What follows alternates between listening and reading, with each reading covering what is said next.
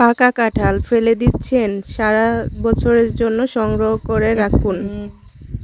এই টিপসগুলো ফলো করুন, সারা বছর সংগ্রহ করে খেতে পারবেন। কালারও চেঞ্জ হবে না, টেস্টও চেঞ্জ হবে না।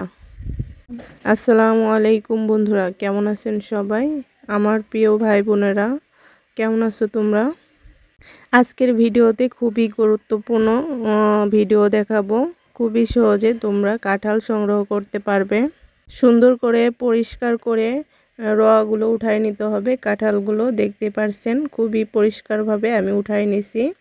তো আমি যখন সারা বছর রাখবো এই কারণে সুন্দর করে পরিষ্কার করে উঠায় নিছি, আঁশ যাতে না থাকে এটার সাথে। এখন কিন্তু আমি এই বিচিটা বের করে নিব। দেখতেই পারছেন আমি কিন্তু বিচি ছাড়া সংগ্রহ করে দেখাবো। প্রথমে কিন্তু বিচিগুলো সরিয়ে নিলাম। এখন একটা টিফিন বক্স নিছি, তো বক্সটার ভিতর আমি একটা একটা করে সাজিয়ে নিব।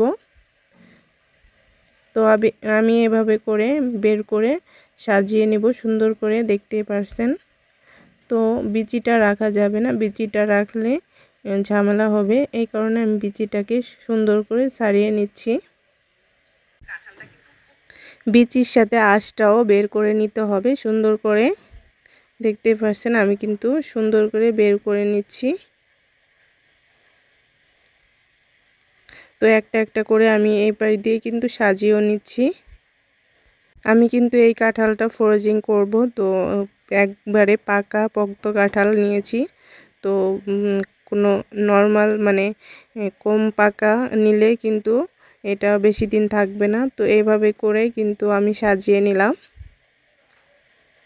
তো একটার পরে একটা সুন্দর করে সাজিয়ে নিব। খুব সহজে আপনারা সারা বছর কাঁঠাল খেতে পারবেন। দেখতে পাচ্ছেন তো ভিউয়ার্স, তো আমি এভাবে কিন্তু সাজিয়ে নিচ্ছি।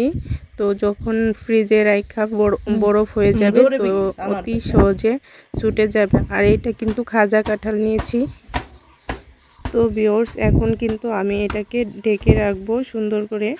আর রাখার জন্য সুন্দর একটা জায়গায় রাখতে হবে, ফ্রিজের এক কোনায় রেখে দিবেন, সারা বছর খেতে পারবেন। তো খুব পরিষ্কার সহকারে রেখে দিলে কিন্তু খেতে পারবেন সারা বছর। তো এই পর্যায়ে আমি কিন্তু এটার মুখটা লাগাই দিব, লাগিয়ে সুন্দর করে রেখে দিব। দেখতেই পাচ্ছেন আমার এই যে কাঁঠালগুলো আমি সাজিয়ে রাখছি, তো কতটা সুন্দর করে সাজিয়ে রাখছি। এখন আমি ডিপ ফ্রিজে রেখে সারা বছর সংগ্রহ করে রাখতে পারবো, যখন ইচ্ছা তখন খেতে পারবো। আমার ভিডিও কেমন লাগলো সবাই কমেন্টে জানাবে। আল্লাহ হাফেজ, ভালো থাকবে সবাই।